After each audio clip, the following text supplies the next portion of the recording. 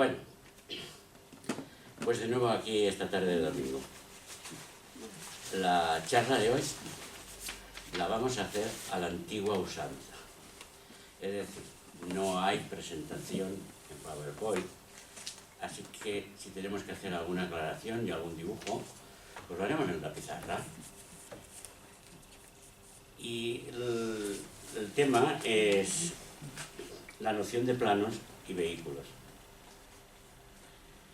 No es tan complejo como las charlas que hemos dado hasta ahora, pero es muy interesante. Así que, sin más dilación, vamos a comenzar.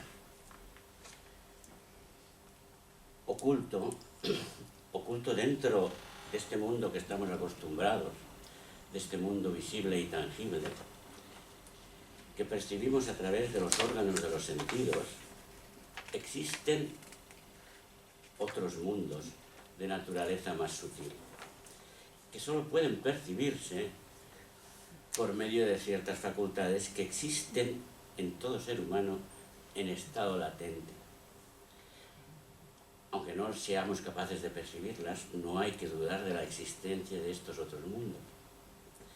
Y en cada uno de nosotros existe la posibilidad de desarrollar estas facultades y entrar en contacto con mundos más sutiles, con mundos manifestados más sutiles. Prácticamente todas las religiones proclaman la existencia de tales mundos, los cielos y los infiernos, a los que se supone que las almas de los humanos habrán de pasar después de la muerte física. Son tan solo versiones popularizadas de estos mundos sutiles, que no hay que tener miedo. Tanto ocultistas como místicos han dado testimonio de la existencia de dichos mundos y han afirmado, sin lugar a dudas, la posibilidad de entrar en contacto con ellos, aún en vida.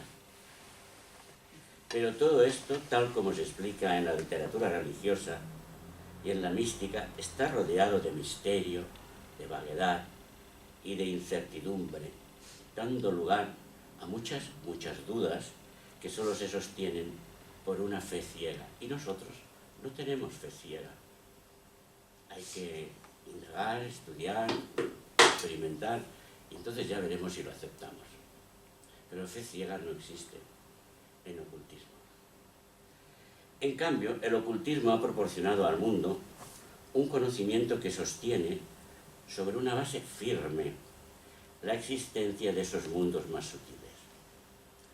Estos conocimientos han sido ampliados y definidos por algunos trabajadores teosóficos que mediante el desarrollo de las facultades necesarias han investigado la fenomenología de estos mundos sutiles y han verificado personalmente estos conocimientos por experiencia directa, porque los han vivido.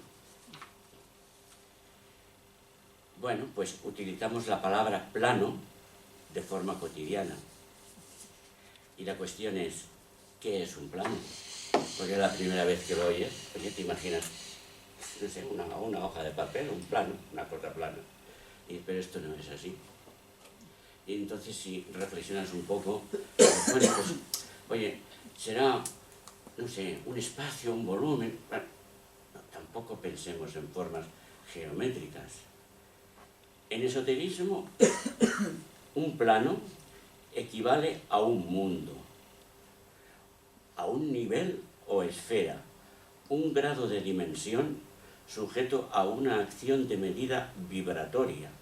Un plano es el campo o extensión de algún estado de conciencia determinado que se está expresando allí. Lo vuelvo a repetir, porque es importante fijar la definición. Un plano equivale a un mundo, nivel o esfera, un grado de dimensión sujeto a una escala de medida vibratoria. Un plano es el campo o extensión de algún estado de conciencia determinado. Bueno, pues partamos de esa definición. En teosofía entendemos que los planos del universo no son regiones, no son zonas, no son capas concéntricas superpuestas, sino más bien esferas. Para tener alguna idea, si que tenemos que comparar geométricamente y que nuestra mente entienda algo de lo que es un plano, pues podríamos utilizar el símil de esferas. Si no, en teosofía se entiende que son más bien esferas concéntricas, que se interpenetran mutuamente, sin estar separadas unas de otras, más que por la diferencia de su constitución. Es decir, que en un determinado punto del espacio puede haber varios planos en actividad. Esta es otra nota importante. Porque los planos los dividimos en, bueno, físico, astral, mental, etcétera, etcétera, etcétera, pero no es que estén separados. Los dividimos así para su estudio y para entender algo, pero que todos están vibrando a la misma vez. Y quizá ocupen el mismo espacio. Y quizá ocupen el mismo punto, entendiendo el punto como dimensión cero, es decir, todas las posibles. El conocimiento de los planos sutiles del universo puede dividirse en dos grandes grupos. Bajo uno de ellos podemos ubicar a todos aquellos hechos y doctrinas de naturaleza general. Y en un segundo grupo podemos colocar a todo el conocimiento pormenorizado de los hechos que ocurren en cada plano. Es decir, por una parte tenemos las leyes y principios que lo rigen, y por otro los fenómenos que se producen en ese plano. Esos son los dos grandes grupos.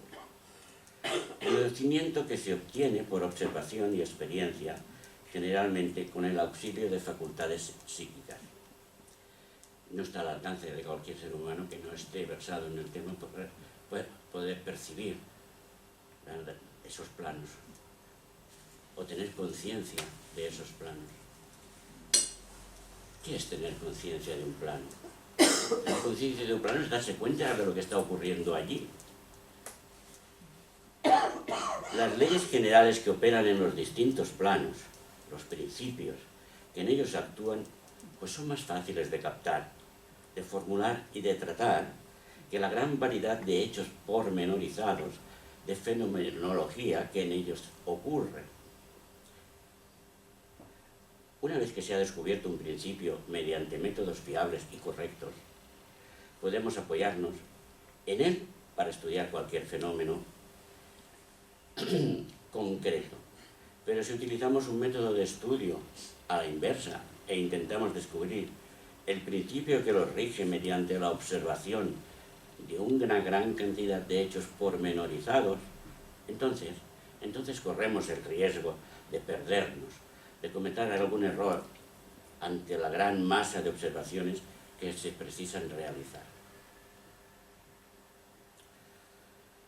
La razón de esto es que todos los principios y relaciones existen en la mente universal, como verdades eternas, y no están sujetos a cambio y modificaciones, mientras que los fenómenos constituyen una gran corriente que fluye y en la que cada parte está en cambio permanente.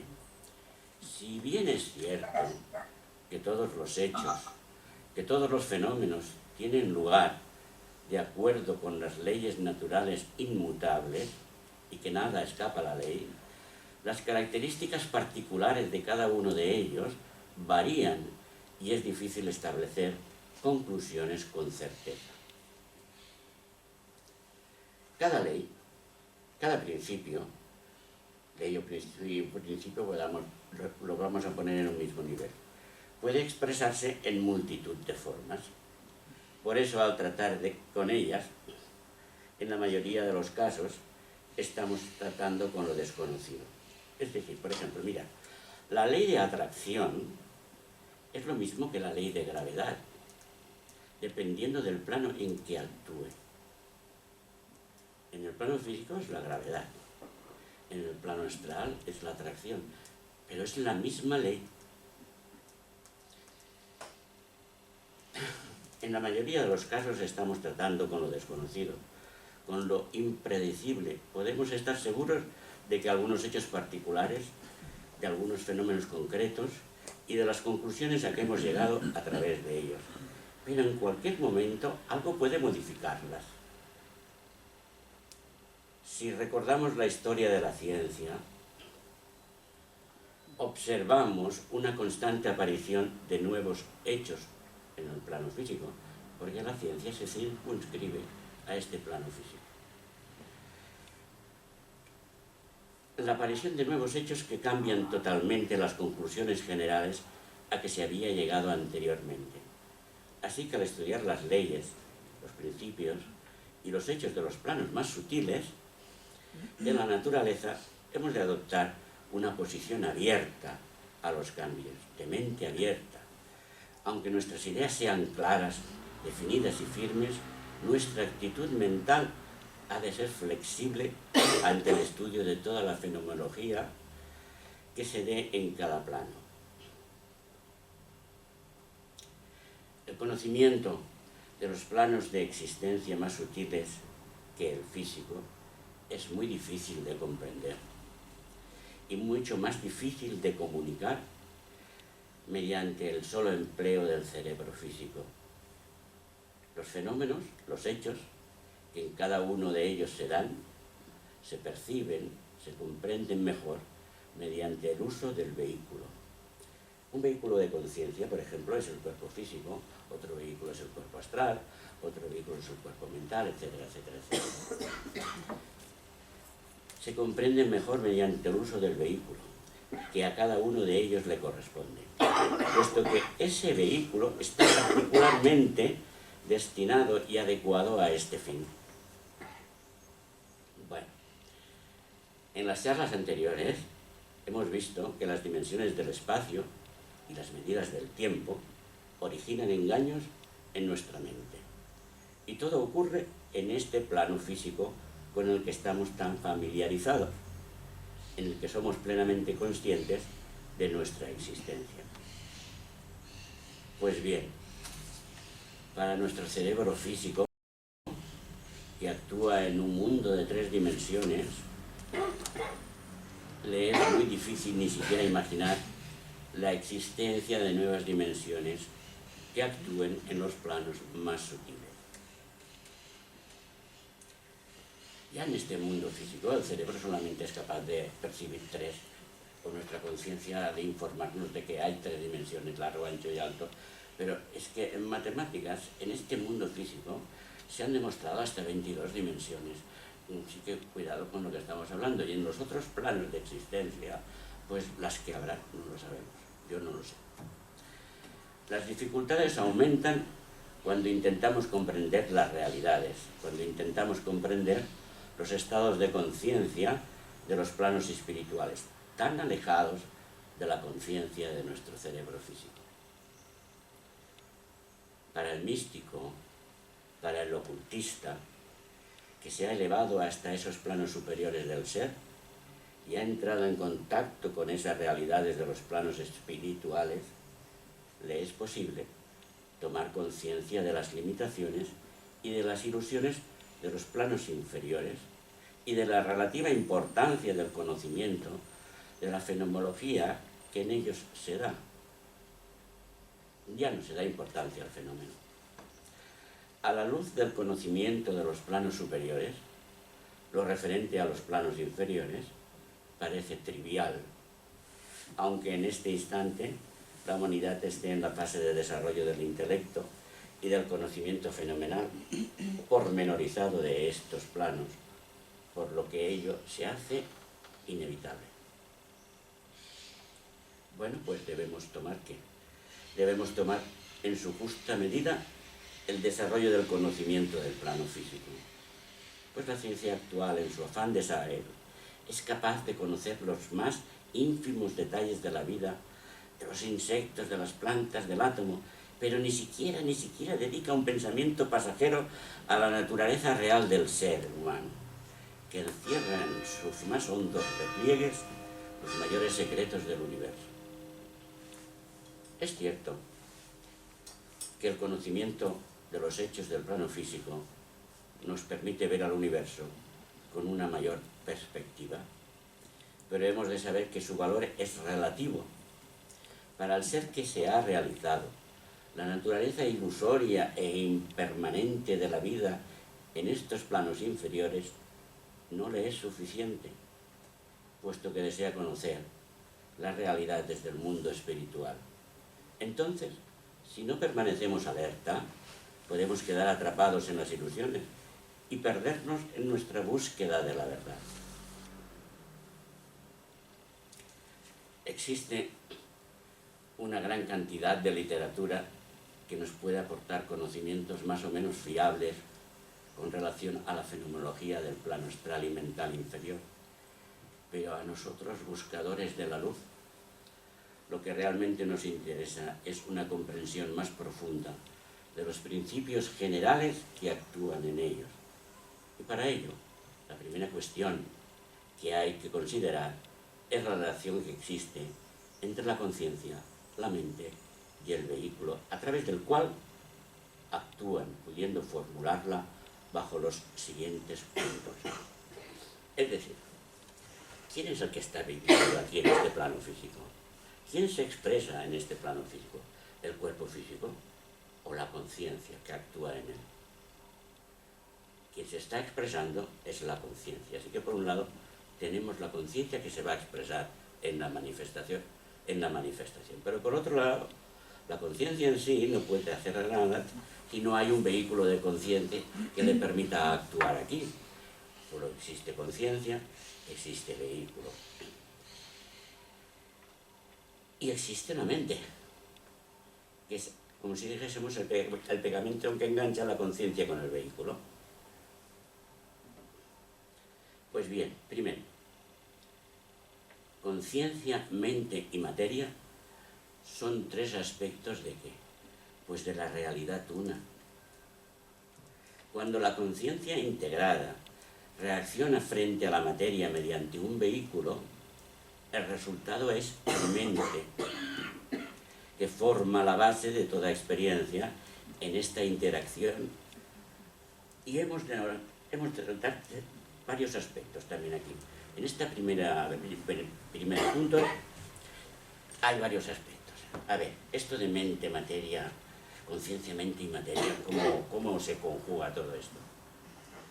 Primero, como solo existe la realidad única, solo hay realidad última, en última instancia, todo lo demás es fenomenología que aparece y desaparece, pero la base de todo es una realidad una.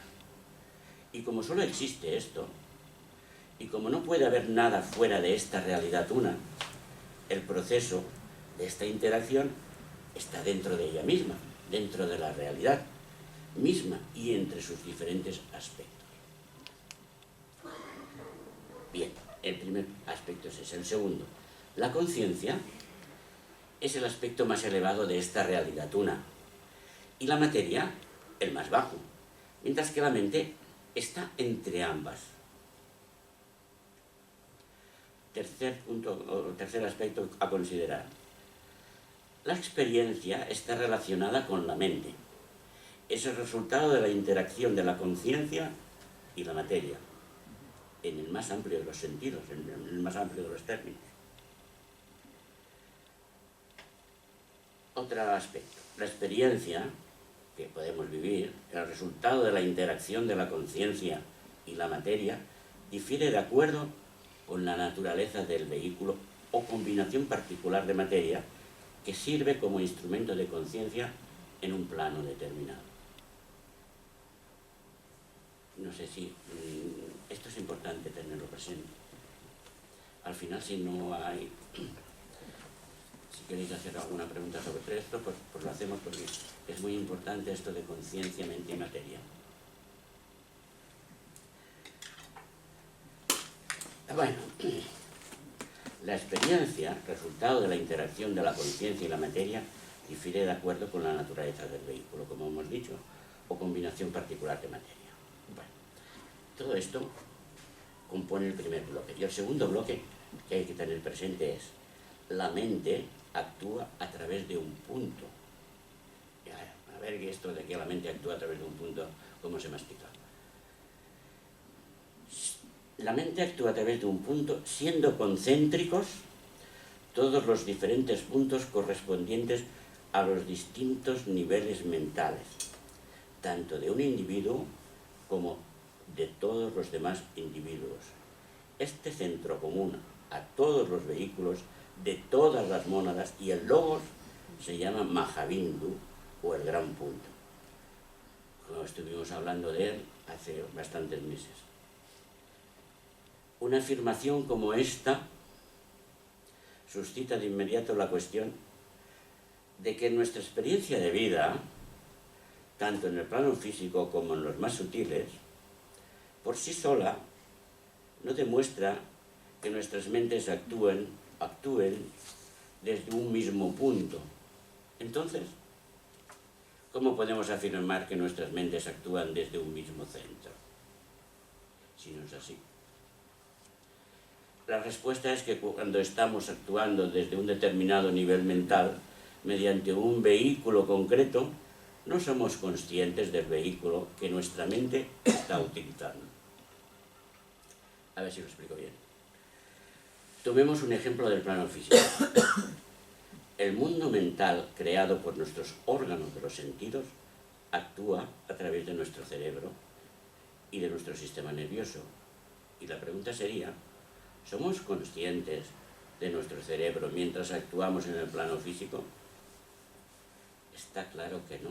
Actuamos, pero no somos conscientes. Observamos otro ejemplo. Sabemos que el panorama visible ante nuestra vida produce una minúscula imagen en la retina del ojo. Tanto el proceso de ver este panorama como la formación de su imagen mental tienen lugar como resultado del contacto de la mente con la imagen retiniana. La mente se proyecta a través de la imagen en la retina y como consecuencia vemos todo un mundo visual que es reproducción exacta de la imagen retiniana, aunque ya muy ampliada e invertida. Y la pregunta sería, ¿somos conscientes de este proceso? Pues por descontado que no, absolutamente no. Ocurre, pero no prestamos la más mínima atención. Lo encontramos tan normal todo esto. Tengamos presente que la imagen que surge en nuestra mente es el resultado de la interacción entre la conciencia y el vehículo, y en este caso el cuerpo físico. Pero en la percepción del mundo mental que se verifica a través del vehículo como instrumento, no se es consciente de dicho vehículo. Ahora bien, aunque no seamos conscientes de ello, no quiere decir que no se produzca la percepción a través del vehículo. Si nuestro cuerpo está completamente sano, difícilmente seremos conscientes de él. Vivimos y ya está. Y si estuviéramos enfermos y pudiéramos llegar a percibir la parte del cuerpo que está enferma, pues tampoco seríamos conscientes de la percepción. Lo encontraríamos también pues normal. Y análogamente, si nuestra mente inferior, nuestro cuerpo mental inferior, está perfectamente sano, armónico, sin sobrecarga, distorsiones o tensiones, la conciencia actuará a través de él libremente, sin ser en absoluto consciente de la mente misma. Por el contrario, si nuestra mente fuera desarmónica y distorsionada, obstruiría la acción de la conciencia con la consecuente perturbación mental. Por otra parte, quien ha logrado purificar, tranquilizar, armonizar su mente, vive sin ser consciente de su mente inferior, aunque la conciencia esté actuando a través de ella. Es en tales condiciones que la paz interna, el poder y el conocimiento de los planos superiores pueden infiltrarse hasta la mente inferior. El hecho de que no seamos conscientes de que nuestra mente y conciencia actúen a través de un centro común a todos los vehículos no significa que no sea cierto, pues este hecho se verifica directamente en el estado de Samadhi.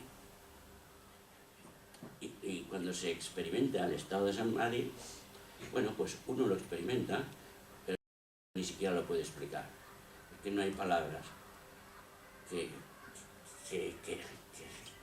con las que relacionarse y poder comunicar a otra persona lo que se está experimentando allí. el estado de unidad que uno es consciente de. Bueno, pues otro gran bloque de cosas. Otro punto importante a tener en cuenta cuando hablamos de los vehículos de conciencia es que su función no depende ni de su complejidad ni de su tamaño. Vivimos en el mundo de la mente inferior y con eso estaremos todo el mundo de acuerdo. Nuestra percepción de lo que nos rodea tiene lugar a través de los 5 órganos de los sentidos, y también estaremos de acuerdo. Las formas, la complejidad, el tamaño de las cosas son patrones de medida con los que juzgamos el valor y la importancia de los objetos. Y en nuestra civilización actual está basada en el desarrollo de la mente inferior y hay una exacerbada tendencia a hacer las cosas cada vez más grandes y más complejas. Y esto es sinónimo de perfección. Edificios más grandes, coches más veloces, ordenadores más potentes, en definitiva, máquinas más sofisticadas, mayor burocracia. Todo en su conjunto es considerado como signos de progreso de una avanzada civilización. En contraposición, demostrando nuestra equivocación ante todo esto, poniendo al descubierto que el tamaño y la complejidad de las cosas carecen de importancia, está el hecho de que cuanto más profundo es el nivel de conciencia, más simple es el mecanismo que se precisa para su expresión. Mientras que en los planos inferiores necesitamos vehículos elipsoidales muy complejos para la expresión de la mente y la conciencia, los vehículos en los planos superiores, los vehículos de los planos espirituales son atómicos, es decir, que la conciencia actúa en ellos a través de un punto. La conciencia espiritual superior puede prescindir de los complejos mecanismos de los órganos de los sentidos y sus dos funciones, la cognitiva, es decir, la acción de conocer, y la conativa, que es la acción de hacer, de ejecutar algo, pueden realizarse a través de sus vehículos atómicos. La simplificación de los vehículos de conciencia a medida que se penetra en niveles más profundos no comporta ninguna pérdida ni de intensidad ni de riqueza para la vida, y la conciencia que actúa a través de ellos tampoco. Todo lo contrario, esta riqueza de vida, esta intensidad se multiplican tremendamente en cada uno de los sucesivos y más profundos cambios de nivel de conciencia. Y esto es así porque la realidad última, de la que deriva todo el universo manifestado, está presente en el centro, en el más profundo de los niveles de conciencia. Todo el universo, en toda su complejidad y grados de sutilidad, es un proceso graduado de proyección de esta realidad última, en estados de ser cada vez menos espirituales, hasta llegar al plano físico denso. En cada paso de esta externalización o proceso de condensación hay una pérdida de dinamismo, de riqueza, de vividez y de todos aquellos atributos que asociamos con lo real, como opuesto a lo irreal. La tosquedad de la materia y la complejidad del vehículo aumentan progresivamente en cada uno de los pasos de esta reiterada proyección, impidiendo así cada vez más la expresión de esa realidad. La complejidad y tamaño de los vehículos de conciencia disminuye a medida que nos aproximamos a esa realidad de la que deriva todo el universo, con sus múltiples grados de sutilidad. Y esta disminución conlleva un aumento de dinamismo, de poder, de conocimiento, de vividez, etcétera, etcétera, etcétera, que se asocian con la realidad. Todo esto pone de manifiesto que un vehículo no es nada más que una obstrucción para la expresión de esta realidad. A medida que la conciencia desciende más y más en la manifestación, utiliza vehículos más complejos y su expresión se ve disminuida, resulta limitada y oscurecida. Para la expresión de un principio que es totalmente libre e infinito, cualquier vehículo finito, constreñido por el tiempo y el espacio, resulta una limitación, que será más grande cuanto mayor sea la complejidad del vehículo. La manifestación es una limitación ¿de qué? Pues de lo inmanifestado. Se autoimpone, inmanifestado, se autoimpone esta limitación. No es toda la realidad inmanifestada la que queda involucrada en el proceso de manifestación. Hay una parte que no entra. En la manifestación, un punto es el vehículo más pequeño y menos complejo imaginable. Si recordamos nuestras charlas anteriores, nos daremos cuenta de que un punto tiene dimensión cero y puede servir de vehículo de conciencia integrada con un mínimo de oscuridad y limitación. Un mínimo. El punto es un portal. El punto es un puente entre lo inmanifestado y lo manifestado. De un lado están todos los mundos manifestados con su corriente compleja, con su creciente complejidad. Todos son concéntricos con el gran punto, Mahabindu. Del otro lado está el mundo de la realidad última. En este instante, seguro que nos preguntamos, ¿cuál es el vehículo de la realidad última? Estamos hablando de tantos vehículos de conciencia, y el vehículo de la realidad última, ¿cuál sería? ¿Cuál puede ser ese vehículo de esta realidad última, del absoluto, en una palabra? La única respuesta viable es el vacío, si es que podemos utilizar la palabra vehículo en este caso. La forma última del espacio, llamada Mahakasa, que es infinito e ilimitado, es el contenedor de la realidad última, que es lo único verdaderamente inmanifestado. Ni siquiera la infinitesimal limitación de un punto es posible para esta realidad. Con la aparición de un punto comienza la limitación, y aunque sea sutilísima, ya se ha dado el primer paso hacia lo que consideramos manifestación, hacia la creciente limitación y oscuridad de los diferentes planos. Es como si todo formara parte de un puzzle, de un gran cuadro. El vacío, el plenum, el punto, los vehículos de conciencia, el puente que conecta lo manifestado con lo inmanifestado, y la verdad de todo esto trasciende nuestra comprensión intelectual. La verdad es esa. Y podemos hablar mucho, pero lo que nos interesa sería comprenderlo de verdad en nuestra propia conciencia. Bueno, resumiendo, para poder aclarar un poco las ideas.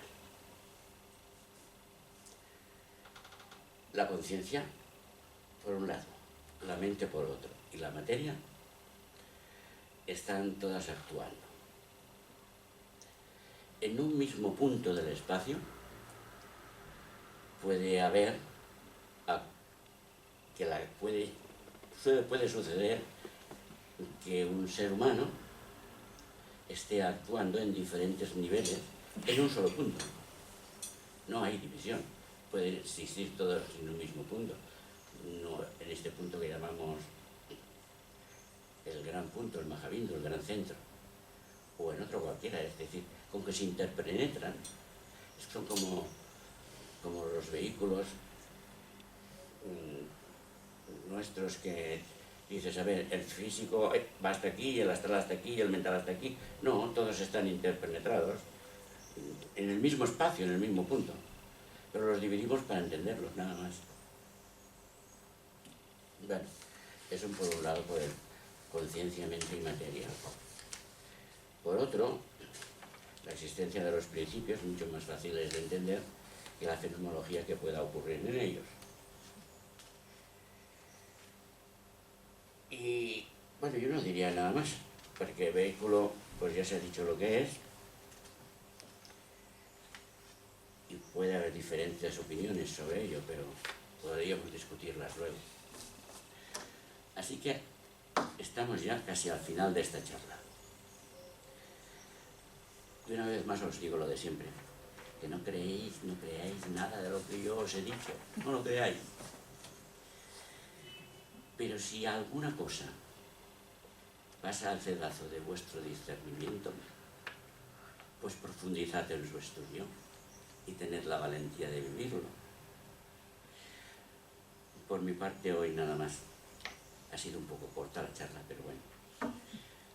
Gracias por compartir vuestro espacio conmigo, vuestro tiempo, vuestra paciencia, por escucharme. Gracias por todo, en una palabra. Y ahora sí que sería interesante establecer un turno de preguntas. Si alguien quiere hacerlas, yo encantado de poder responder a las que pueda. Y nada más. Buenas tardes.